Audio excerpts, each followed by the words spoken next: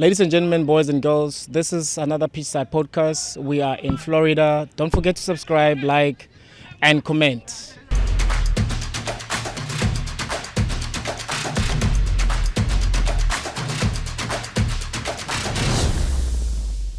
Gents, welcome to another Pitchside Podcast. Pitchside Podcast. Guys, how are you guys doing in this hot weather?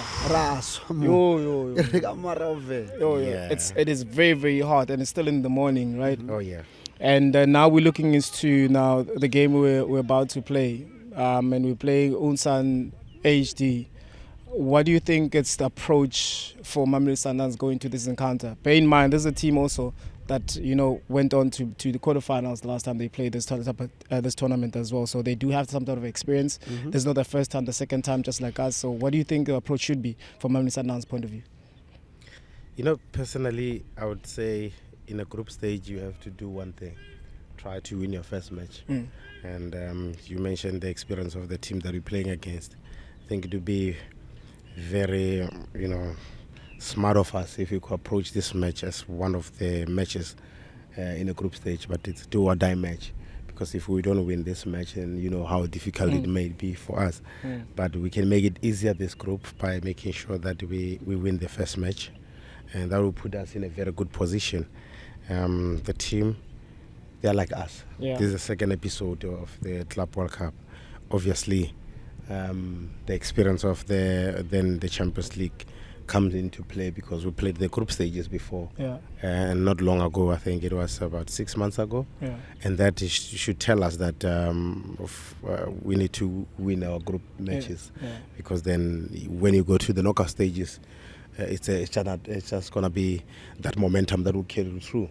So we build the momentum with the first game. I think the players that are going to take the field must make sure that they set the tone, they set the momentum quickly.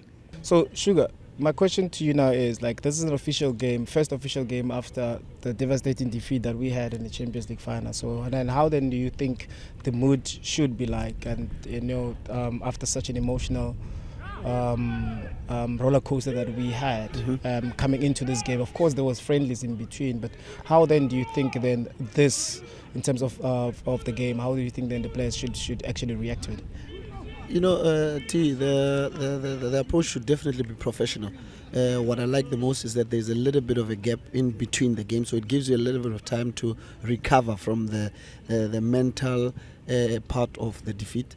But then you begin to find yourself and begin to prepare and try to find ways in which you can redeem yourself from that kind of a result that was not wanted. So the gap in between from the last game to now, the official game, I think it's big enough for the boys to have recovered emotionally, mentally and physically as well, because remember, towards that game there was a lot of games that were played, so the body also needed some little bit of time to recover. And then when you come into a game like this, that's when now you show up.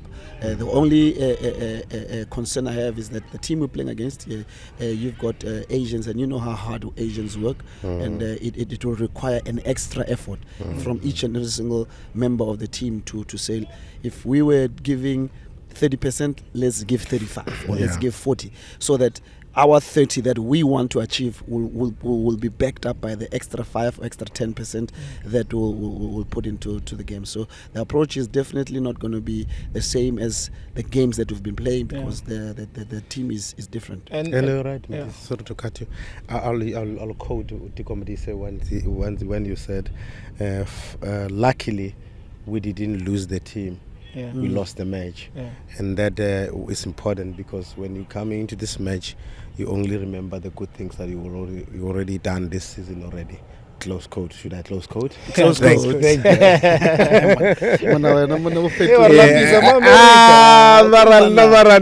I'm trying to quote you. I go misquote. I like that quote. Open quote, close quote. Yeah, I like we it. didn't lose the team, and which is important, because I watched the training now, and I can tell that the boys, they are on it. You can tell the amount of passes they put in together, and that's encouraging to see that. And you can tell that even though there's not so many smiles, you can tell that this is training, that they know the importance. Oh yeah, actually, sorry. It's hot in Yeah, America. no, it's hot. It's hot in America, It's mate. hot. But it's okay. hot. It's hot. Florida is it's scorching hot. All right. Yeah, man, we got you. Scorching hot. We got you. So also like to add on that, because the last time we actually encountered an Asian team was 2016 in our first FIFA Club World Cup. What will be the lessons that maybe not even the lessons, but what will be your advice to the team that will be facing? Some of them will be facing for Asian team for the first time. What is it that you learned that time that you think the guys will actually learn? Because at some point we look at the continents. Continents have a style of play. Yeah. So what do you think the lesson should be if you have to teach, if you have to give a message to the players that will be playing? I think the message would be get ready to work. Yeah. Because the work Asians hard. they work hard. They work hard. We've got the talent as well. We've got the work rate as well. But it needs that extra push. It needs that extra dive. You need to want it more than them. Because they are definitely, even if without football, you can see how Asians are when it comes to anything they engage in. So this one, it needs us to go extra mile, extra push, extra effort, extra encouragement, extra support. Everything from within should be extra so that we can be able to match up and get a good result. I agree. If you remember the first match we played in Japan, lots of moments that we thought we were in the game, but they managed to cancel us in moments where we thought we're comfortable. And it goes back to what you say. If we match them, with work rate, half of the job is done, because some of the players that are in this team knows how to solve football problems. Ribeiro can take 2 players on his own. What do you say you were just mentioning now? Ike can be in the box and cause problems for them. So once you are willing to run that extra mile, then half of the job is done. And I'm quite confident if the Mamelodi Sundowns play the Mamelodi Sundowns way, with backing up with a lot of hard work, I see this game going our way. So now we watched the game yesterday. The first game of the FIFA Club World Cup, where we saw Inter Miami versus Al Ahly. Do you think then that game actually has set the tone for us to actually understand as to then what are the expectations are on our first game?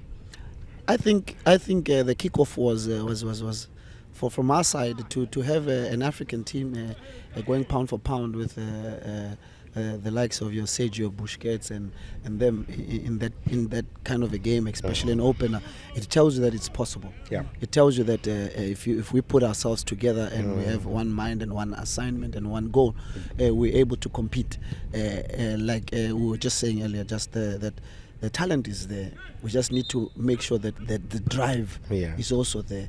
The mental strength, the effort is also there. That extra one step, that extra push of your extra sprint, it makes a very, very great difference, and it's something that will definitely from the first game, it tells you that we actually able to compete and possibly do even better than what people expect. And to be honest, Modisa, when you look at the match, Dennis is here.